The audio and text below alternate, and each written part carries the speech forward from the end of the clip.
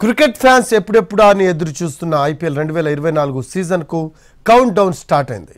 చెన్నై చిదంబరం స్టేడియంలో first match జరగనుండగా అదిరిపోయే రేంజ్లో ఓపెనింగ్ సెరమనీ ఉంటుంది.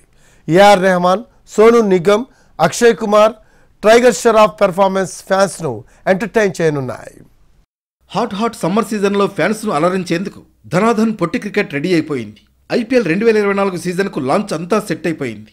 ఫేవరెట్ ప్లేయర్స్ బాల్ను ఈజీగా స్టాండ్స్లోకి పంపిస్తుంటే అసలు సిసలు సమరాన్ని ఎంజాయ్ చేసేందుకు క్రికెట్ లవర్స్ ఈగర్గా వెయిట్ చేస్తున్నారు. ఐపీఎల్ 2024 సీజన్ రేపు చెన్నై చిదంబరం స్టేడియంలో స్టార్ట్ కానుంది.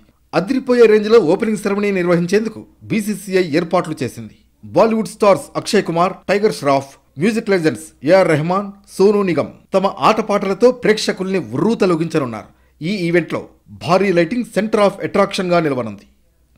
ఈ సీజన్లో మొత్తం 10 జట్లు హెడ్ టు హెడ్ ఫైట్కి రెడీ అయ్యాయి. హైదరాబాద్, పంజాబ్ టీంల జెర్సీల డిజైన్ మారింది.